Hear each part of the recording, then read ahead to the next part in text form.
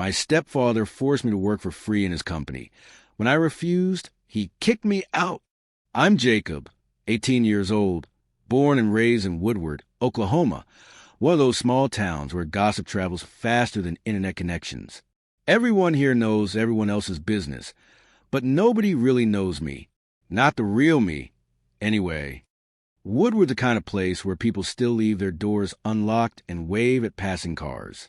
Main Street has exactly one traffic light, a diner that's been serving the same greasy breakfast special since 1962, and a hardware store where my stepdad Roy buys his supplies. The local high school football games are practically religious events. I graduated 3 months ago, not that anyone noticed except to ask when I'd start working full-time for Roy. My real dad was a mechanic, one of the best in the county. People said he died when I was 5, some freak accident at the garage when a car lift failed. I don't remember much about him, just fragments. The way he'd swing me onto his shoulders when he came home. His laugh that seemed to come from deep in his chest. And that smell, motor oil and that orange-scented hand cleaner he used, a mixture that was uniquely him. Sometimes I catch that scent when I'm working on bikes, and for a split second, it's like he's standing right beside me. Mom changed after he died, got quieter, worked longer hours at the pharmacy. When she met Roy 2 years later, I thought maybe she'd smile more. Instead, she just faded further into the background of our home, like a photograph left too long in the sun. Roy owns a small construction company, Reliable Builders, which is pretty ironic since reliability isn't exactly his strong suit, not when it comes to paying his workers fair wages or showing up to jobs on time. But he's got the loudest voice in town and knows how to slap backs and make promises at church functions. So business keeps coming. From day one, Roy made it clear where I stood in the new hierarchy. You live under my roof. You work under my rules, he'd say, tossing me a hard hat my first day on his crew. I was 16, scrawny but already almost 6 feet tall. So that became my life. School during the day, hauling lumber and mixing concrete for Roy's jobs in the afternoons and weekends. No football team, no hanging out at the pizza place with other kids, no normal teenage stuff. Roy made sure I understood my value. As free labor, "You're nobody, boy. Just haul that brick," was his favorite phrase, usually followed by, "And be grateful you've got a roof over your head." Roy thinks I'm his personal pack mule, just without the union benefits or lunch breaks. At least a mule gets an apple sometimes. Mom watched it all happen from the sidelines. Sometimes I catch her looking at me with this strange expression, not quite sad, not quite guilty, but she never interfered. It was like I become a stranger she happened to live with, someone she nodded to in the hallway, but never really saw. The only thing that kept me sane was my secret project. Every evening after dinner, I'd head out to the old tool shed behind our house. Roy never went in there, too many spiders, he claimed, so it became my sanctuary. I taught myself to fix bikes by watching YouTube videos on my cracked phone screen.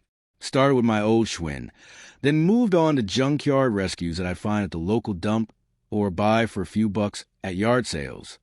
I got pretty good at it. Take a rusty frame, strip it down, rebuild it piece by piece. There's something incredibly satisfying about bringing something back to life when everyone else has given up on it. Maybe that's why I connected with those broken-down bikes. We understood each other. The local kids started bringing their bikes to me when they needed repairs. Nothing formal, just word of mouth. $5 to fix a flat, $20 for a complete tune-up, more for serious repairs. I kept my rates cheap because nobody in Woodward has much extra cash, but added up, every dollar went into an old coffee can buried under the workbench, my ticket out of this place. Sometimes, working late into the night with just the sound of crickets and my tools, I'd think, sometimes, to find your real home, you first need to lose the one you grew up in. I didn't know where that thought came from, but it stuck with me, like a splinter I couldn't quite dig out. Last Tuesday started like any other summer day, brutally hot, the kind of Oklahoma heat that makes the air shimmer above the pavement. I spent the morning helping Roy's crew pour a concrete foundation for the new dentist's office. By lunchtime, My shirt was soaked through, and my muscles ached from shoveling. Roy reminded me 3 times how lucky I was that he gave me work at all, considering how skinny and useless I was. That evening, I was in my shed working on Old Man Peterson's grandson's BMX bike. The chain had snapped and needed replacing. I was so focused I didn't hear the door open. Just suddenly felt that sensation of being watched, like a cold draft on the back of my neck. Roy stood in the doorway, his massive frame blocking what little light came from the house. For a second, I thought he was going to comment on the bikes, maybe even acknowledge my skill. Stupid of me. His eyes zeroed in on the coffee can I had opened on the bench. I had just put in $30 from the Peterson job. "What's this?" he demanded, crossing the shed in 2 strides and snatching up the can before I could stop him. The look on his face when he saw the money inside. Almost $800 I'd saved over the past year. It wasn't surprise. It was betrayal, like I'd somehow stolen from him. "You've been hiding money from a family? Running some kind of business behind my back?" His voice got quiet, which was always worse than his yelling. "Living under my roof, eating my food, while squirreling away cash?" I tried to explain. The bikes were just a hobby, something I did on my own time. The money was for college, maybe, or trade school. I wasn't hiding anything, just saving up. Roy's face turned that dangerous shade of red. "Your own time? There's no such thing as your own time when you live in my house. Everything you earn belongs to this family. To me." He pocketed my coffee can with all my savings, my freedom fund, my future, and told me I had 15 minutes to pack my things and get out. Said he wouldn't tolerate a thief and a liar under his roof. When I looked to Mom for help, standing silently in the kitchen doorway, she just turned away and pretended to be busy with the dishes. 15 minutes. That's all it took to pack 18 years of life into one Army surplus backpack. Some clothes, my phone charger, a photo of my real dad, my toothbrush. What else do you grab when your world is collapsing? I took the $50 I kept separately in an old sock, my ID, and the pocket knife my dad had left me. Nothing else seemed important. As I walked out the front door, Roy stood there watching me, arms crossed, like he was making sure I didn't steal the doorknobs on my way out. "You want to act like a man? Go be one somewhere else," were his parting words. I walked down our street as neighborhood dogs barked at my passing. It was fully dark now, the summer air still heavy with heat. A few porch lights were on, silhouettes of families moving inside their homes, living their normal Tuesday night lives while mine had just imploded. The strangest part? I felt something like relief mixing with the fear and anger, like I'd been holding my breath for years and could finally exhale. I ended up at the old train tracks that cut through the east side of town, sat down on a concrete barrier, and tried to figure out what the hell to do next. My phone had 20% battery and exactly 3 contacts I could maybe call, all friends who live with their parents and couldn't exactly offer me a place to crash. In the distance, I heard the low moan of the 10:45 freight train that passed through Woodward every night, right on schedule. The sound seemed to call to me somehow, a lonely wail song cutting through the darkness. Go somewhere, anywhere but here. But where do you go when you have no plan, no real money, and no home? When the only life you've known has just kicked you to the curb? I sat there listening to that train whistle grow louder, wondering if this was the end of my story in Woodward, or maybe, just maybe, the beginning of something else entirely. I spent that first night under the stars, huddled on a bench at Memorial Park. Not my proudest moment, using my backpack as a pillow while trying to look like I was just some guy choosing to sleep outdoors in the summer heat, like it was my idea of a fun Tuesday night adventure. Sleep came in broken fragments between the mosquito attacks and the sprinklers that kicked on at 3 a.m. By morning, I looked like I'd gone 3 rounds with a paper shredder and lost. My stomach was doing its best impression of a construction site, all rumbles and angry noises. The last thing I'd eaten was lunch the previous day, a peanut butter sandwich that felt like ancient history now. The morning sun beat down mercilessly as I wandered through downtown Woodward, trying to figure out my next move. I had exactly $47 and change in my pocket, enough for maybe a week of fast food, if I stretched it, not enough for a motel room or a bus ticket to anywhere worth going. I looked like a homeless hipster, just missing the beard and an overpriced oat milk latte. My hair was sticking up in directions that defied physics. My t-shirt had new decorations courtesy of the park bench's bird residence. And my eyes had that hollow look you get when your life takes an unexpected nosedive. Around noon, I broke down and spent $3 precious on a cheeseburger at McDonald's. Sat there for nearly 2 hours, nursing a water cup and using the free Wi-Fi to search for jobs and rooms for rent. Everything needed deposits, references, or experience I didn't have. The cheapest apartment was $600 a month. Might as well have been asking for $1 million. By mid-afternoon, I was walking aimlessly through the residential neighborhoods, pretending I had somewhere to be. Try to look purposeful, like a normal kid running an errand, not a homeless teenager with nowhere to go. The last thing I needed was for someone to call the cops about a suspicious character lurking around. My plan, if you could call it that, was to find a place to crash for the night, maybe an abandoned building or someone's shed, then hit up the truck stop on the edge of town in the morning to see if they needed help.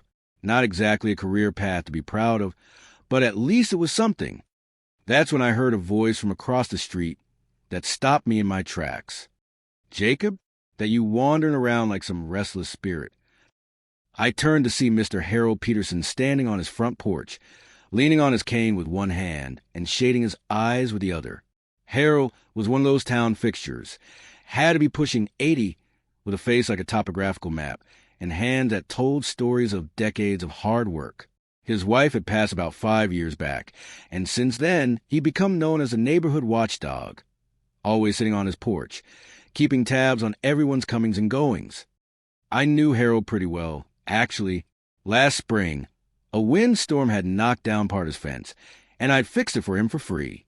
Not out of pure generosity. I'd been practicing my carpentry skills and needed the experience. Plus, something about the old man reminded me of what I imagined a grandfather would be like. My own grandparents had all passed before I was born or moved away, so Harold was the closest thing I had to that kind of relationship. I crossed the street, trying to stand up straighter, like my world wasn't currently in free fall. "Hey, Mr. Peterson, just getting some exercise." Harold squinted at me, then at my backpack, then back at my face. He had the kind of eyes that seemed to read your whole life story in seconds. The corner of his mouth twitched, not quite a smile, but close. "Exercise, huh? With everything you own on your back." He raised an eyebrow. "Boy, I've been around long enough to know when someone's hit a rough patch. You look like you've been sleeping in the wild, and not in the fun camping way." I felt my face heat up. Something about the old man's direct gaze broke through whatever remaining pride I was clinging to. My shoulders slumped, and the exhaustion of the past 24 hours crashed over me like a wave. Harold didn't wait for me to admit anything.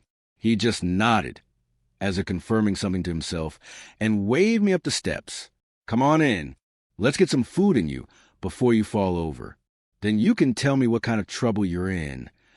His house was exactly what you'd expect from an old widower who'd lived in the same place for decades. Faded wallpaper from the 70s, furniture that had seen better days but was built to last, and photos everywhere. Harold and his wife in their younger days, kids who must be his grown children, grandkids, a life documented in frames. Harold warmed up some leftover pot roast that tasted like heaven after my burger lunch and park bench night. As I ate, the story tumbled out of me. Roy, the bike repairs, the money, getting kicked out. Harold listened without interrupting, occasionally nodding or shaking his head. When I finished, he was quiet for a long moment. Then he said, "Roy Marston always was a small man trying to make himself feel bigger by standing on others. Your mama's got her problems too, letting him treat you that way." He fixed me with those piercing blue eyes. "But that's their failing, not yours, you understand?" I nodded, not trusting my voice. Something about Harold's matter-of-fact assessment of my situation made it both better and worse simultaneously. "Well," he said, pushing himself up on the table, "I've got a proposition for you. Come on outside. Want to show you something." I followed him to the back door and across his neatly maintained yard. At the far end, Partially hidden by an old oak tree, sat what looked like a giant silver bullet, an Airstream trailer, probably from the 1970s. It gleamed in the late afternoon sun, despite its age, like a spacecraft that had landed decades ago and decided to stay. My Dorothy and I, we traveled all over this country in that beauty, Harold said, a note of pride in his voice. Coast to coast, border to border. Spent our retirement years seeing everything we'd worked so hard to afford time to see. He unlocked the door and gestured for me to step inside. The interior was compact but perfectly organized, like a ship's cabin. Wood paneling gave it a warm feel, and everything had its place.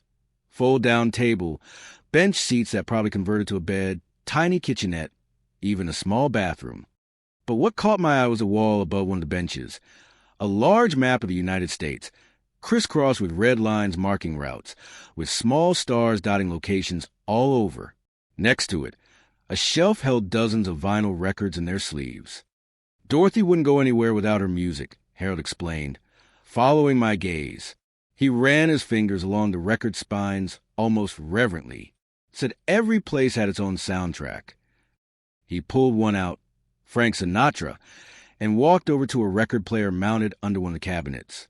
With practiced movements, he set the vinyl spinning and lowered the needle. The scratchy opening notes of Fly Me to Moon filled the small space, and something about the warm analog sound against the backdrop of this time capsule made me smile for what felt like the first time in years. Home isn't about walls or addresses, Harold said, watching my reaction. Home is where your soul can sing along with whatever music's playing. Dorothy taught me that. The song played on as I took in every detail of the trailer. It was like stepping into another era, before smartphones and social media, when people actually went places to see them, not just to post photos online. There was something incredibly appealing about the simplicity of it all. Hasn't been used much since Dorothy passed, Harold continued. My traveling days are behind me. Knees aren't what they used to be. He tapped his cane against the floor for emphasis. Been sitting here for nearly 4 years now. Then he dropped the bombshell.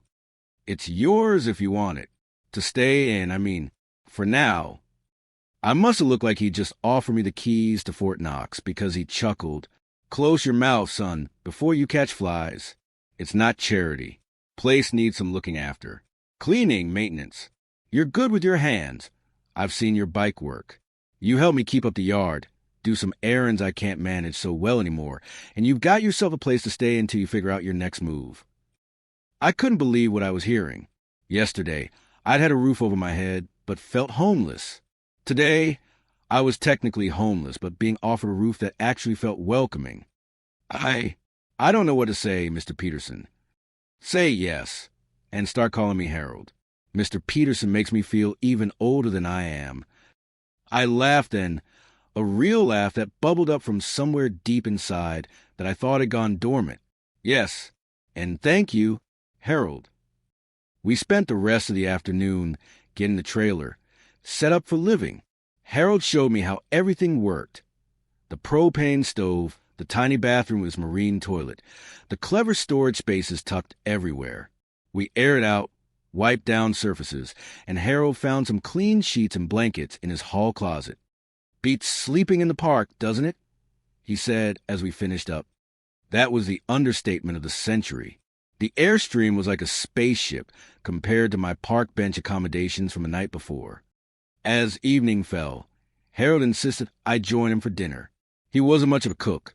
We had grilled cheese sandwiches and canned tomato soup, but it was hot and made with genuine kindness, which gave a flavor no five-star restaurant could match. Over dinner, Harold told me stories about his travels with Dorothy, how they watched the sunrise over the Grand Canyon and danced under the stars in New Orleans, how they'd parked the Airstream on beaches in Florida and next to lakes in Minnesota. Each story was like a window into a different America, one where the open road still held promise and adventure.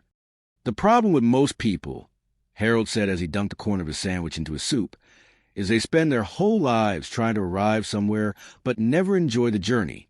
Dorothy understood that the journey was a whole point. After dinner, Harold gave me a key to the trailer and one to his back door. For emergencies, he said. And the bathroom, until we get the trailer's plumbing properly checked out. Been sitting and used too long to trust it entirely. As twilight deepened into night, I headed back to the Airstream, my temporary home. I flipped through Harold's vinyl collection, amazed at the classics. The Beatles, Elvis, Johnny Cash, Aretha Franklin. Eventually, I settled on Creedence Clearwater Revival, remembering how my dad used to play their songs while working on cars. The familiar opening chords of Fortunate Son crackled through the speakers, and I sank onto bench seat, overwhelmed by the day's turn of events. 24 hours ago, I'd been in my bedroom at Roy's house, planning my future bike repairs.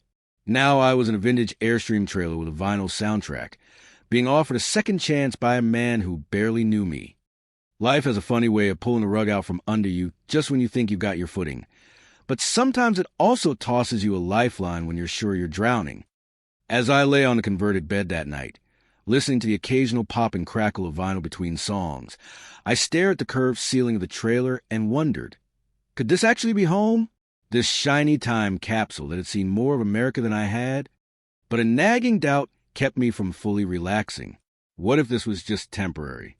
What if Harold changed his mind, or his family objected, or Roy somehow ruined this too? What if I finally found something good, only to lose it like everything else? The record player needle hit the center label and kept making that rhythmic bumping sound. That meant the side was over. I was too tired to get up and flip it or turn it off. Instead, I let the gentle, repetitive noise lull me towards sleep, a strange kind of metronome counting the beats between my old life and whatever came next. That first morning, waking up in the Airstream felt surreal. Sunlight filtered through the small windows, casting golden patterns across the wood paneling. For a moment, I forgot where I was. Then it all came rushing back. Not at Roy's, not homeless, somewhere in between. I stepped outside to find Harold already up, sitting in an ancient lawn chair with a mug of coffee, watching the sunrise with the contentment of a man who'd earned the right to enjoy simple pleasures. "Sleep okay?" he asked, not turning his head. I nodded, then realized he couldn't see me. "Better than I have in years," I said, which was an exaggeration. There was something about the trailer that felt safe in a way Roy's house never had. "Good. There's coffee in the kitchen. Then I'll show you what needs doing around here." Over the next few weeks, we fell into a routine. Morning started with coffee. Harold took his black, strong enough to stand a spoon in it. I gradually developed a taste for it, though I still secretly added sugar when he wasn't looking. Then we'd tackle whatever projects needed attention. Harold might have been pushing 80, but he wasn't one for sitting idle. The yard needed regular maintenance, mowing, weeding, trimming the massive oak tree when branches got too low. The house itself was in decent shape, but there were always minor repairs. A dripping faucet, a sticky doorknob, a window that wouldn't close right. The Airstream needed work too, cleaning out years of disuse, checking the systems, fixing little things that had deteriorated with time. I found I had a knack for most of it. Years of fixing bikes had given me a decent understanding of mechanics, and the rest I could figure out with Harold's guidance or YouTube tutorials. It felt good to work with my hands, to see immediate results from my efforts, something tangible and real that hadn't been part of my life under Roy's critical eye. Afternoons usually found us sitting in the shade, Harold telling stories while I listened, occasionally asking questions that would send him down another memory lane. The man had lived through some of America's most defining decades, and he remembered everything with crystal clarity. He'd been a long-haul trucker most of his working life, crisscrossing the country with shipments of everything from produce to furniture. When he retired, he and Dorothy bought the Airstream to retrace all the routes he'd driven for work, but this time at their own pace, stopping whenever something caught their interest. Back in '73, he told me one particularly hot afternoon, as we drank iced tea that was more ice than tea, Dorothy and I took this very trailer to the Watkins Glen Festival in New York. You probably never heard of it, before your time, but it was supposed to be the next Woodstock. The Grateful Dead, the band, the Allman Brothers. Harold's eyes took on that faraway look they always did when he talked about Dorothy. We parked the Airstream about a mile from the concert grounds. Place was absolute chaos. Over 500,000 people showed up, when they planned for maybe 100,000. But what a time! He chuckled, shaking his head at the memory. Dorothy loved Fleetwood Mac. When they came on, she grabbed my hand and pulled me right into that crowd. There we were, two middle-aged squares dancing with all these long-haired hippies under the stars. One of the best nights of my life. I could almost see it, Harold and Dorothy swaying to Rhiannon, surrounded by a sea of people, completely out of place yet perfectly at home. The image made me smile. "Life's a highway, Jacob," he said, tapping his fingers against his glass and rhythmed some song playing in his memory. "Don't be afraid of the curves and detours. That's where the best views are." At dinner times, Harold insisted on teaching me to cook, or at least his version of cooking. The man had about 5 recipes in his repertoire, none of which would win any culinary awards.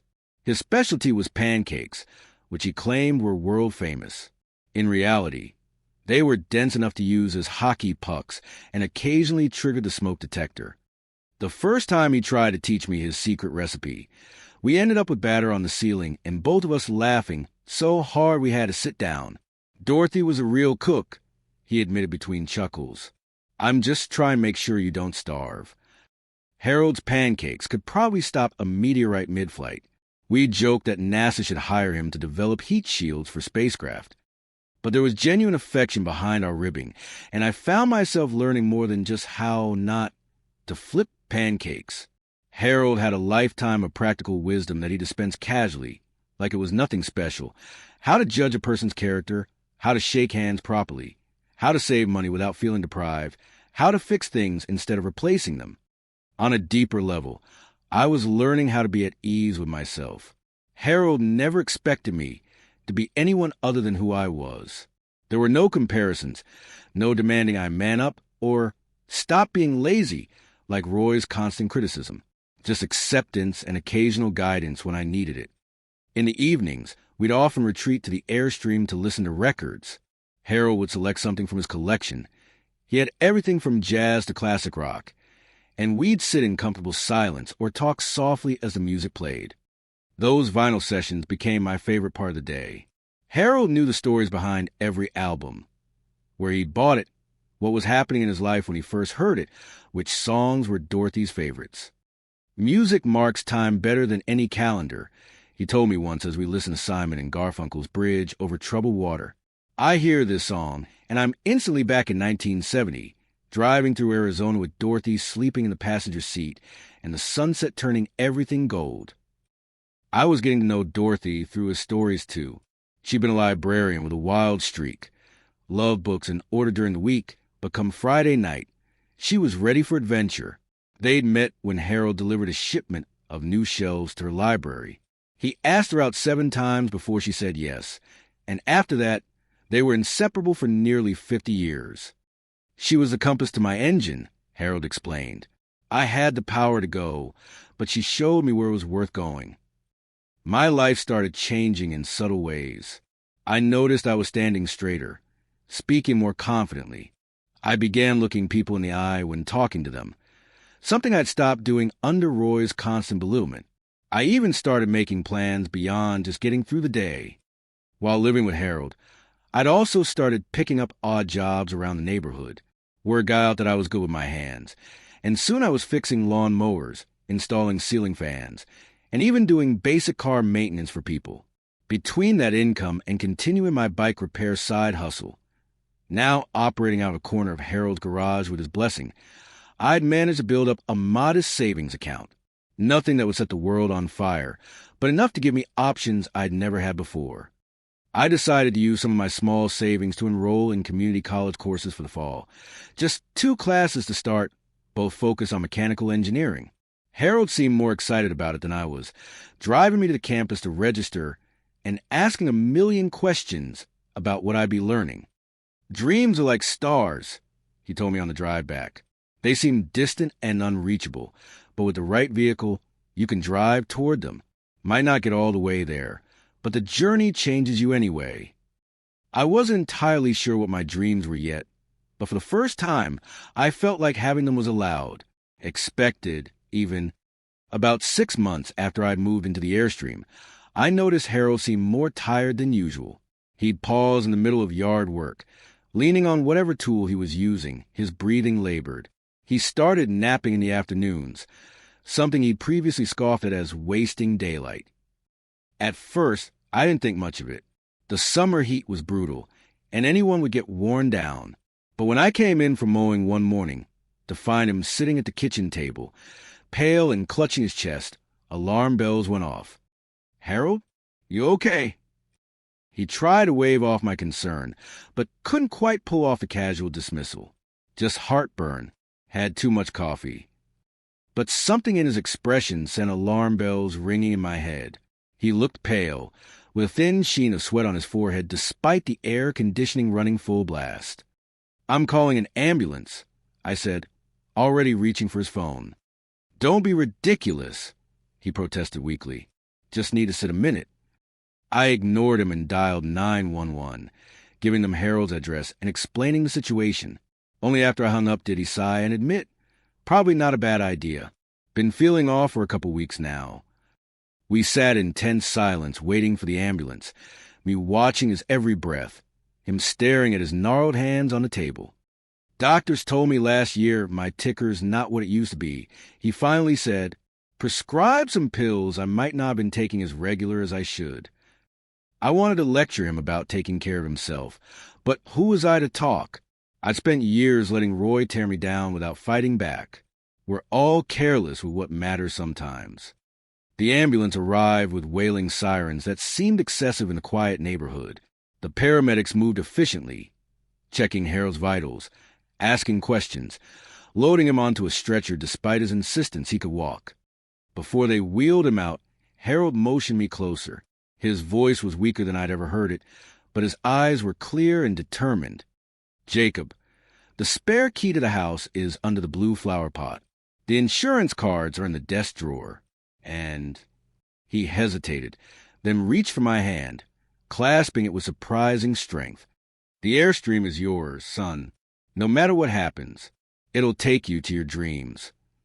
I tried to tell him he'd be fine, that we'd listen to records again tomorrow, that he still needed to teach me how to make those terrible pancakes properly, but we both knew those might be empty promises.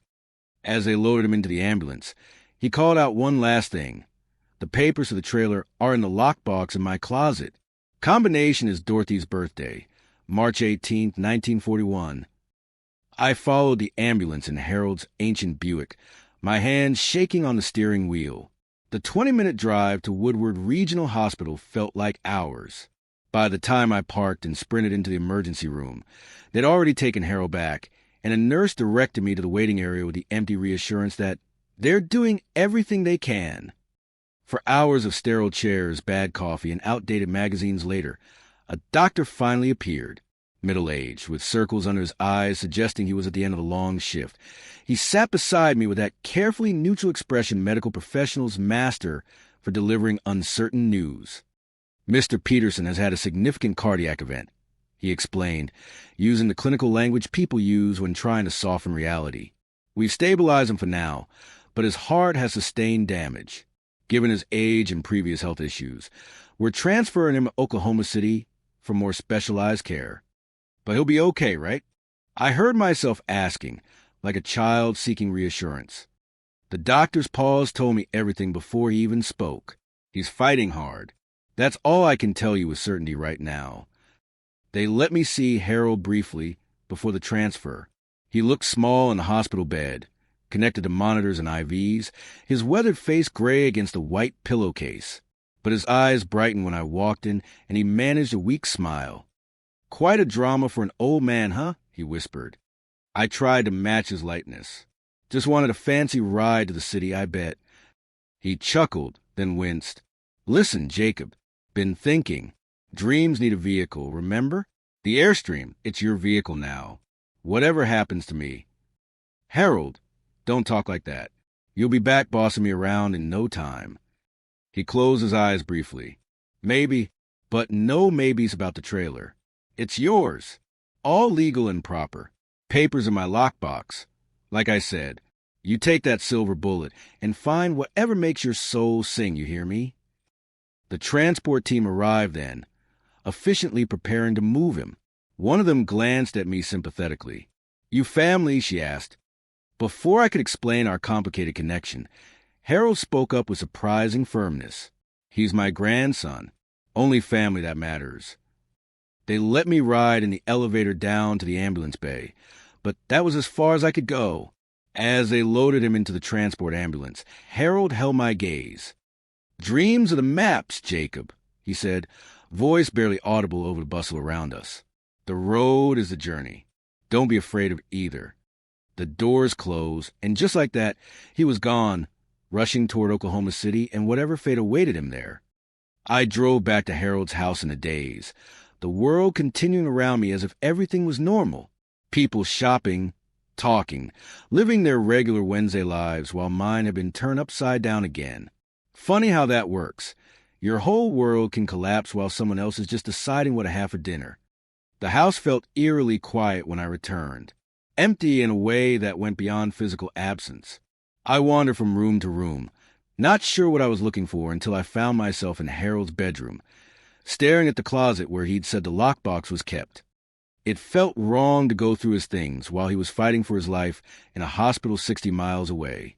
But I also knew Harold, stubborn, practical Harold, would want me to be prepared for whatever came next. So I opened the closet, found the small metal box on the top shelf, and entered the combination he'd given me. Inside were exactly what he'd promised. The title to the Airstream, already signed over to me, dated 2 weeks earlier. He'd known. He'd been planning for this, feeling his health failing but not wanting to worry me. There were other papers too. His will, insurance policies, bank statements. All meticulously organized with sticky notes explaining what each document was, and an envelope with my name on it. I sat on the edge of his neatly made bed, the envelope heavy in my hands. It felt like opening it would somehow make everything final, like admitting Harold might not come back. But eventually, curiosity won over fear. Inside was a single sheet of paper, covered in Harold's surprisingly elegant handwriting. "Jacob, asterisk if you're reading this. Things didn't go as I'd hoped. Don't waste time being sad. I've had a good run, better than most. Got to see this country from coast to coast, loved a wonderful woman for nearly 50 years, and in my final chapter, got to know a young man who reminded me what it means to start fresh. Asterisk. Asterisk the Airstream is yours now. Free and clear. Dorothy and I had our adventures in it. Now it's your turn. Whether you live in it, travel in it, or sell it for college money, that's your choice. But remember what it represents. Freedom, possibility, and the open road ahead. Asterisk. Asterisk there's $5,000 in the checking account. Not a fortune, but enough to give you options. The account is now in both our names. My last gift to you. Asterisk. Asterisk whatever you do. Don't let fear decide your path. I've known too many people who live small lives because they were afraid to try living large ones. Don't be one of them. Asterisk. Asterisk find your Dorothy. Someone who makes even bad coffee taste good. Find your passion. Something that gets you out of bed even on the hardest mornings. And find your road. The one that feels like home even when you don't know where it's leading. Asterisk. Asterisk you got heart, kid. Now go find what makes it sing.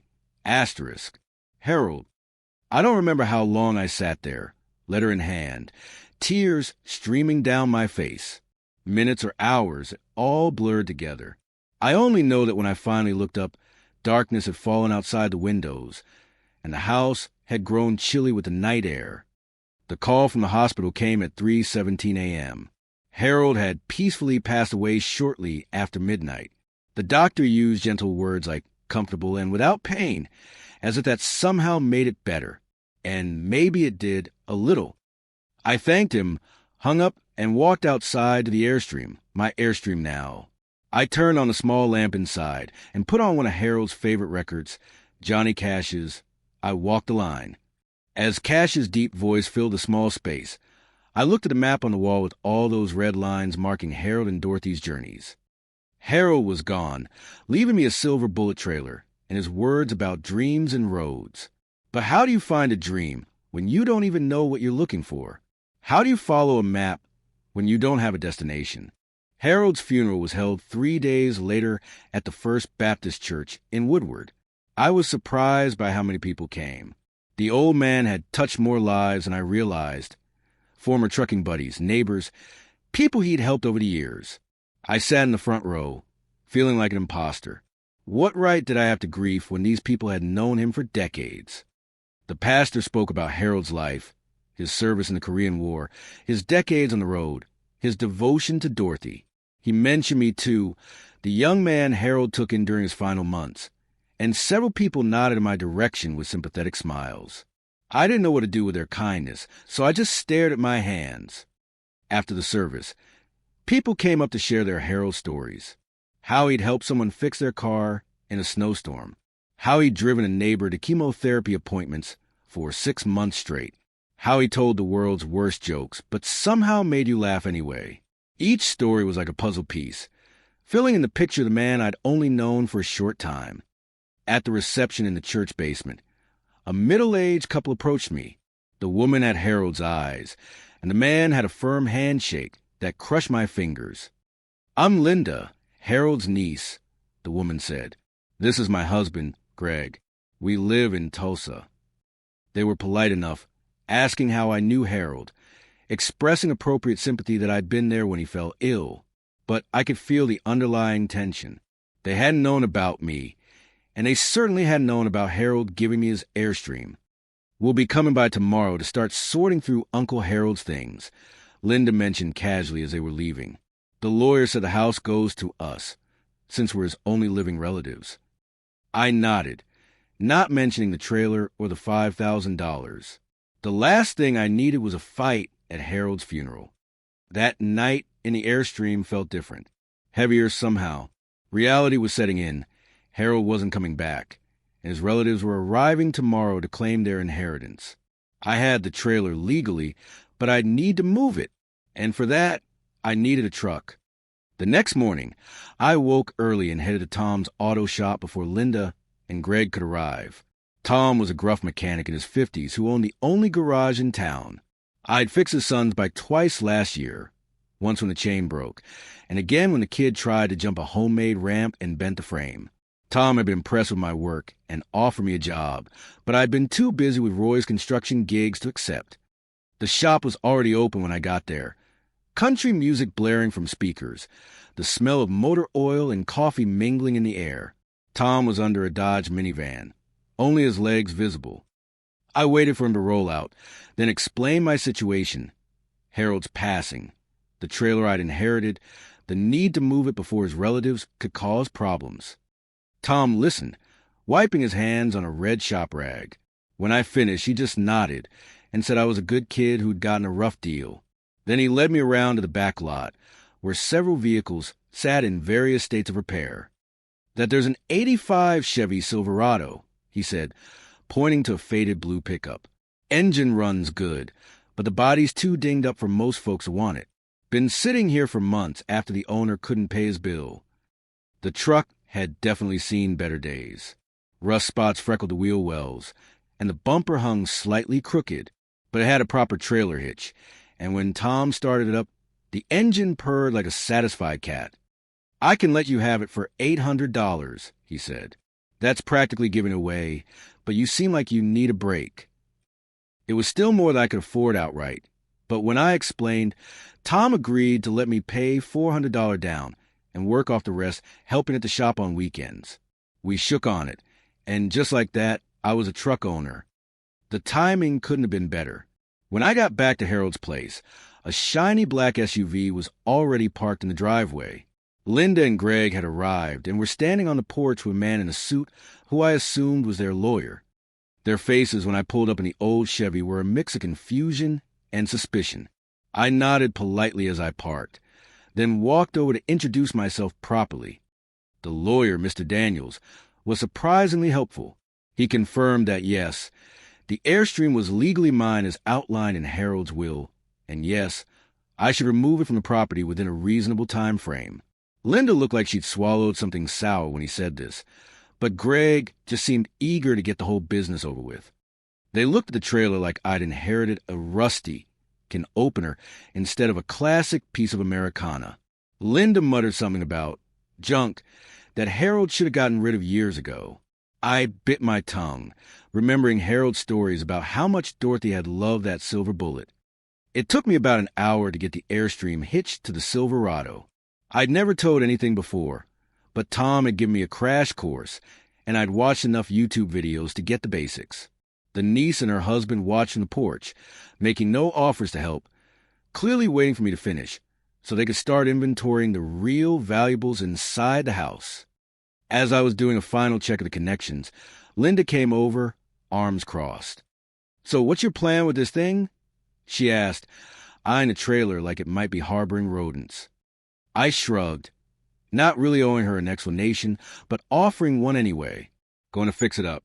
Maybe travel a bit like Harold and Dorothy did." She snorted softly. Uncle Harold and his ridiculous road trips. Wasted years driving around when he could have been building something real.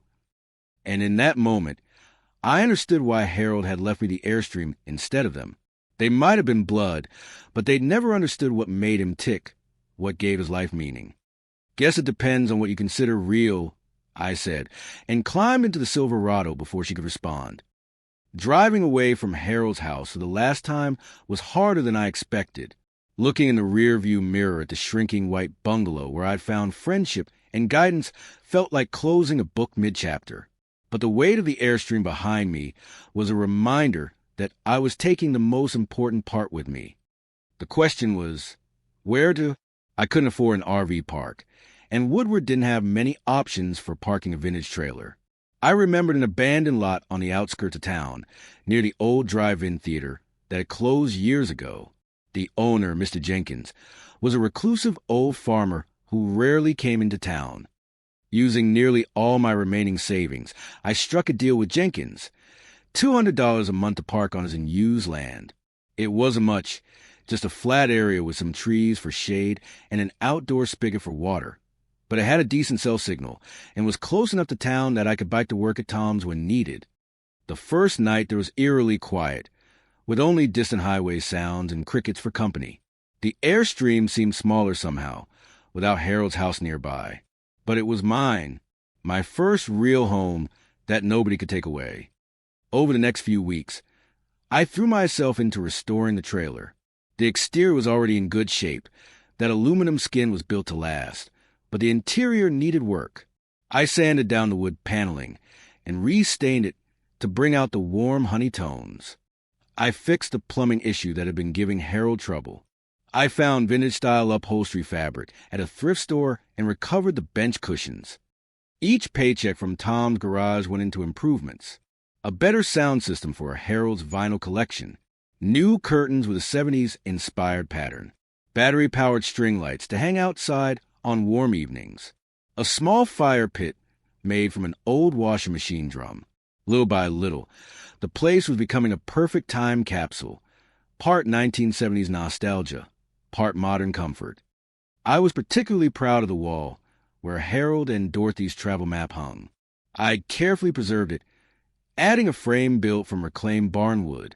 Below it, I arranged some of Harold's favorite album covers like a gallery wall. It became the heart of the space, a tribute to the man who'd given me this second chance. My favorite addition was a record player I found at a yard sale, a genuine 1970s console model that I restored to perfect working condition. The sound it produced was warm and rich in a way digital music could never match. On quiet evenings, I put on one of Harold's Elton John albums. Goodbye Yellow Brick Road was in heavy rotation, and sit outside under the stars, thinking about roads not yet traveled. One such evening, about a month after Harold's passing, I was particularly struck by how the trailer glowed in the sunset, its aluminum skin turning gold in the fading light. The string lights were twinkling, smoke curled gently from the fire pit, and Tiny Dancer drifted through the open door. It looked like a movie set or a dream, this little slice of vintage paradise in the middle of nowhere, Oklahoma. On impulse, I took out my phone and filmed a short video walking through the space. Nothing fancy, just a slow pan of the interior with its warm wood and retro details, then stepping outside to show the setting sun gleaming off the Airstream's curves.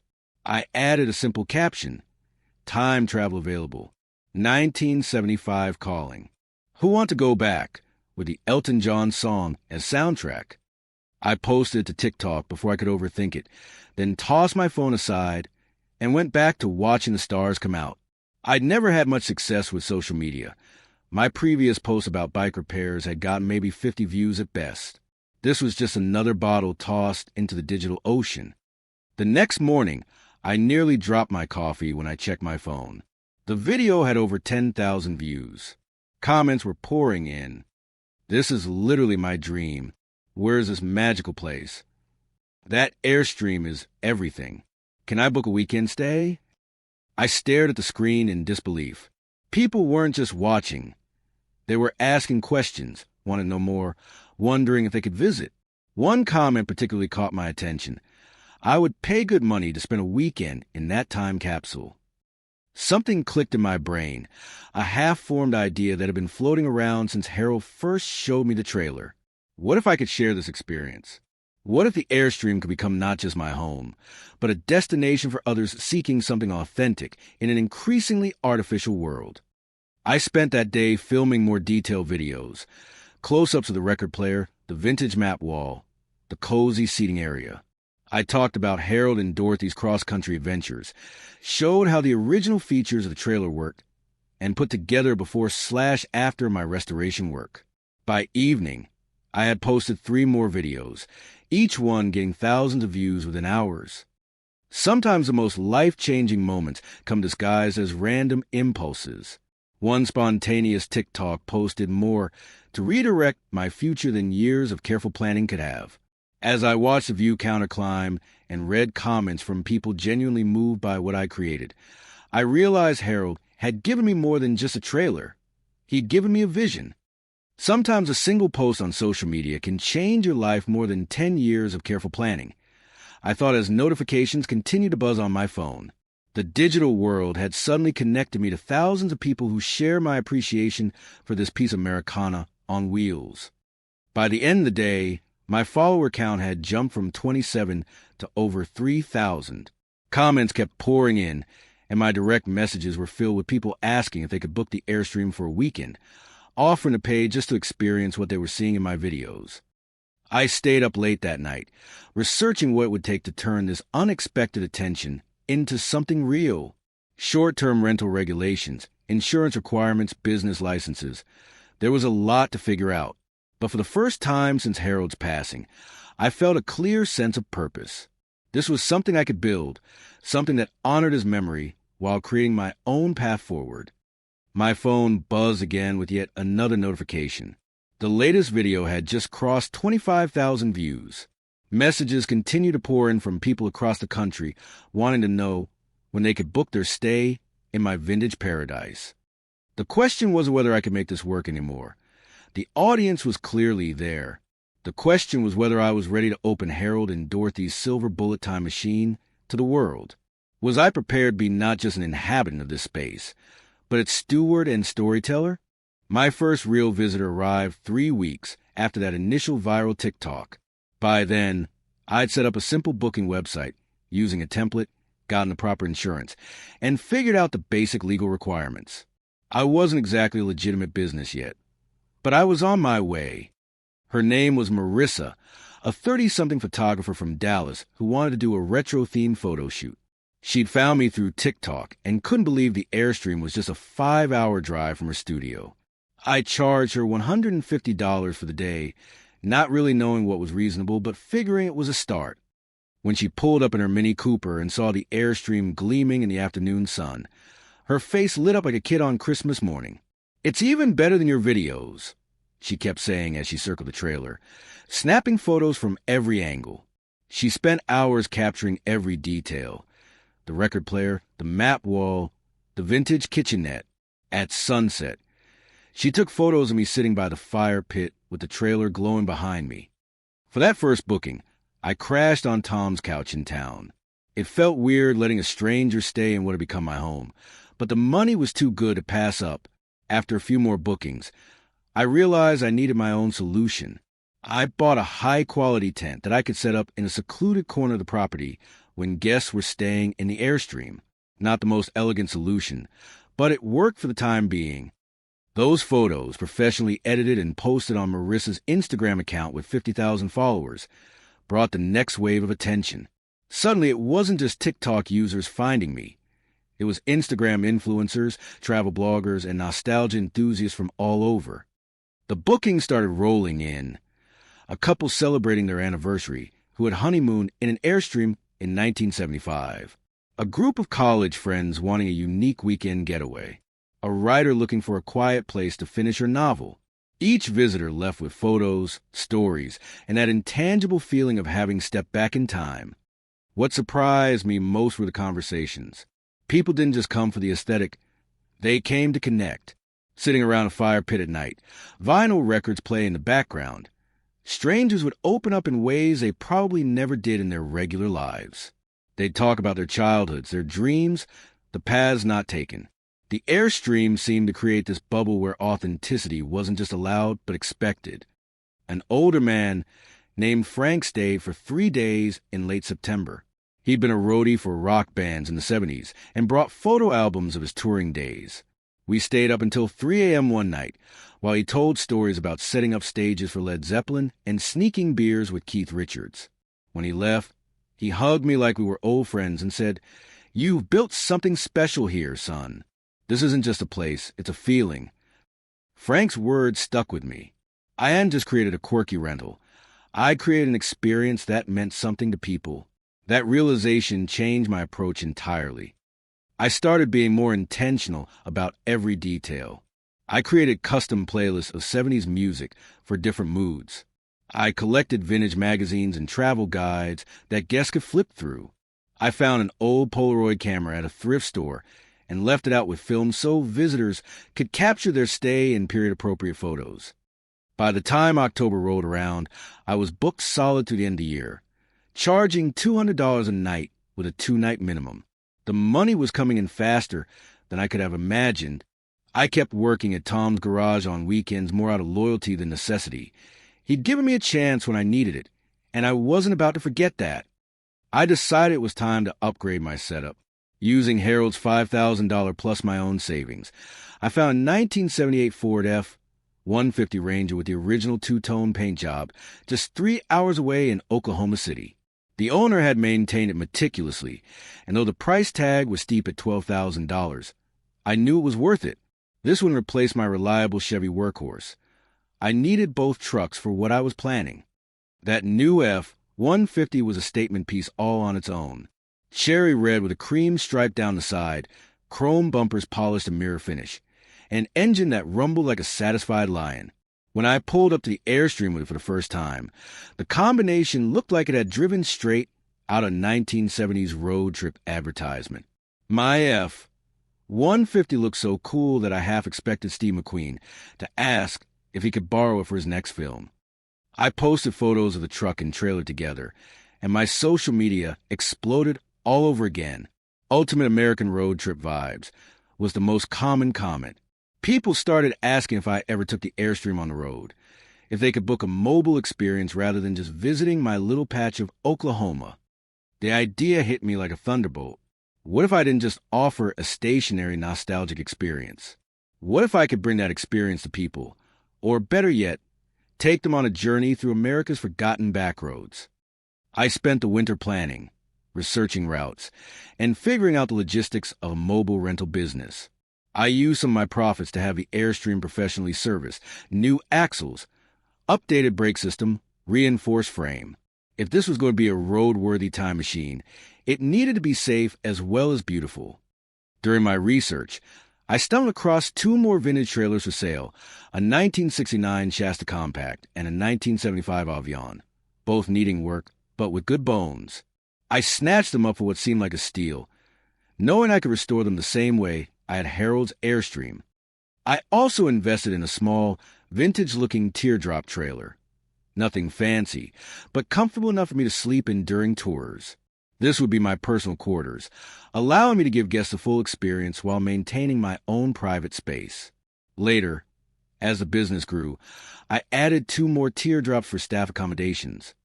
By spring, I had 3 vintage trailers parked on my rented land, which I'd expanded to include a neighboring field. With Harold's Airstream as my blueprint, I renovated the other two trailers with the same attention to detail, period-appropriate interiors, quality sound systems for vinyl records, comfortable sleeping arrangements with luxury linens. Each trailer had its own personality. The Airstream was sophisticated and sleek, filled with Harold and Dorothy's travel memories. The Shasta was more playful, with a turquoise and white color scheme and decor inspired by beach vacations of the 60s. The Avion had a more rustic vibe, with warm wood tones and southwestern accents. I needed help managing all this, so I reached out to a couple friends who'd been following my journey on social media. Mike was a mechanic I knew from Tom's who had a knack for vintage engines. Sarah was a former classmate who'd studied hospitality management and was looking for a more creative job than her current hotel desk position. Both jumped at the chance to join what I was now calling Nostalgia on Wheels. Our first official road trip tour launched in May. 3 couples had booked the experience. A weekend journey along Route 66 from Oklahoma to the Texas border and back, staying in the trailers at carefully selected scenic spots each night. Mike drove the Chevy, pulling the Avion. Sarah took the Shasta with her Toyota 4Runner, and I led the caravan with the F-150 pulling Harold's Airstream. We each had our teardrop trailers for our own accommodation, allowing guests to have the vintage trailers entirely to themselves. There's something magical about a line of vintage trailers rolling down America's most iconic highway. At every gas station and diner, people would come out to take photos and ask questions. Other drivers honked and waved. It felt like we were ambassadors from another era, bringing a bit of the past into the present. The guests loved every minute of it. They took turns riding in each vehicle, played cards at picnic tables under the stars, and shared stories around campfires. On the second night, we parked in an overlook with a view of the plains stretching out for miles. I put Bob Dylan's Highway 61 Revisited on the record player, and we all sat silently, watching the sunset paint the sky in shades of orange and purple. One of the guests, a man in his 60s who brought his adult daughter on the trip, came up to me that evening. "I traveled these roads when I was younger than you," he said quietly. "Never thought I'd get to share that feeling with my kid. You've given us something special here." That first tour was a success beyond my wildest expectations. The guests posted hundreds of photos, wrote glowing reviews, and immediately started telling friends about their experience. Before we'd even made it back to our home base, I had inquiries for 10 more tours. By midsummer, we were running tours every weekend, charging premium rates that people were more than willing to pay for what we offered, not just accommodation, but a journey through time along America's historic routes. We hired 2 more staff members and invested in additional vintage trucks to pull the trailers. The business was bringing in serious money, more than I ever imagined making at my age. After just 1 year of operation, I had enough saved to make a down payment on the very land I'd been renting from Mr. Jenkins. The old farmer was ready to retire to Arizona and gave me a fair price on the 10-acre plot. It was a surreal moment, signing those papers and becoming a landowner at 20. My little patch of Oklahoma, not just rented anymore, but mine. I started building a modest cabin on the property as my permanent residence when we weren't on tour, allowing the Airstream to be fully dedicated to the business. By the second year, Nostalgia on Wheels had become a legitimate enterprise. A travel magazine did a feature on us. A documentary filmmaker contacted me about capturing our story. A major outdoor clothing brand wanted to do a photo shoot with our trailers for their fall catalog. The business grew quickly, and after 2 successful years, I had completed construction on my property, transforming that piece of land I bought from Mr. Jenkins into a proper headquarters. What started as a modest cabin expanded into a full ranch-style house with a large workshop for maintaining and restoring our growing fleet. Our headquarters now had dedicated space for 5 vintage trailers, our personal teardrop trailers, and 3 vintage trucks. I built a proper garage for maintenance and restoration work, added comfortable staff quarters, and even put in a small swimming pool for everyone to enjoy between tours. About 6 months after buying the land, I experienced one of life's strange full-circle moments. I was fueling up the F-150 at a gas station in Woodward when a beat-up work truck pulled in. Out stepped Roy, looking exactly the same as when he kicked me out nearly 2 years earlier. followed by my mom. They were arguing about something. Some things never change. When Roy spotted me across the pump island, the double take, he did would have been comical if it wasn't so loaded with history. My mother looked up and froze, her eyes moving from me to the gleaming F-150 to the Airstream hitched behind it, clearly trying to process what she was seeing. Roy approached first, a strange mix of confusion and something else, respect maybe, on his weathered face. He commented on the truck and trailer, asking awkward questions about what I was doing these days. I answered politely but briefly, neither hostile nor overly friendly. When he realized I owned a successful business, his attitude shifted, trying to act like he'd always believed in me. My mom hung back, guilt written across her face. When she finally worked up the courage to speak to me, her voice was soft, asking if I was okay, if I was happy. I told her I was both, thanks to people who believed in me when it mattered. The conversation was short and strained, but as we parted ways, she slipped me her new phone number, saying she'd like to hear from me sometime. I drove away from that encounter feeling lighter somehow, not because I'd shown Roy I could succeed without him, though that was satisfying, but because I realized his opinion no longer mattered to me. I'd built something real on my own terms, and that was worth more than any validation from people who hadn't seen my value. But the heart of it all remained those moments of connection. Strangers becoming friends around a campfire, sharing stories as Sweet Home Alabama played on vinyl, the stars overhead and the highway stretching out behind and ahead of us. In those moments, I could almost feel Harold sitting there too, nodding in approval. I'll never forget one night in late August.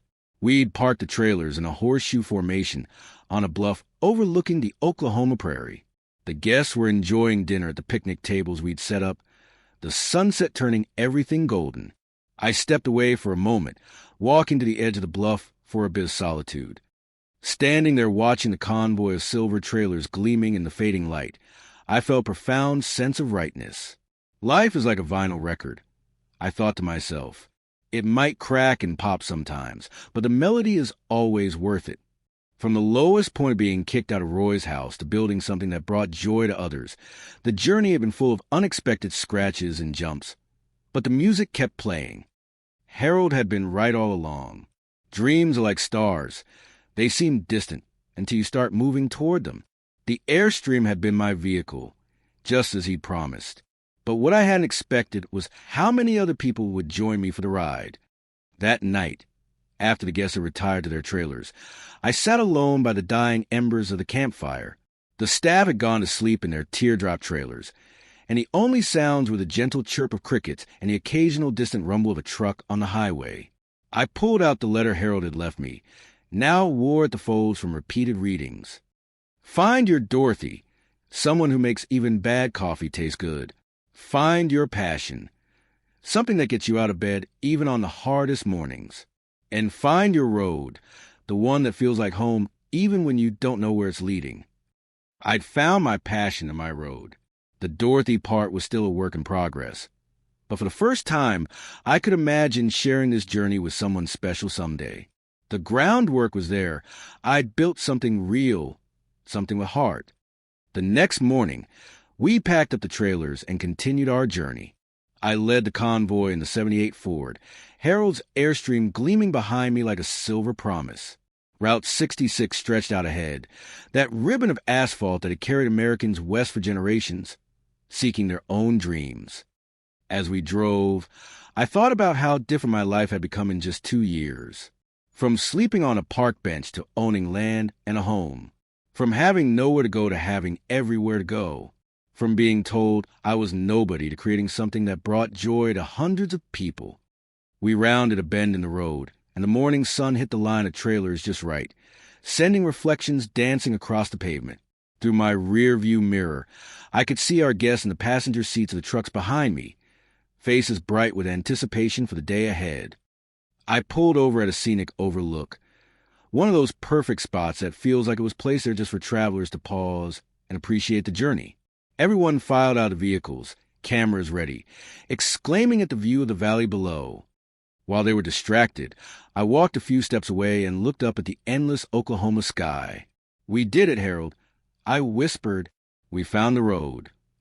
I stood there on the shoulder of Route 66, watching my little caravan of silver time machines gleaming in the morning light, and I knew with absolute certainty this was just the beginning. The road stretched out before us, full of possibilities, waiting to see where we would go next.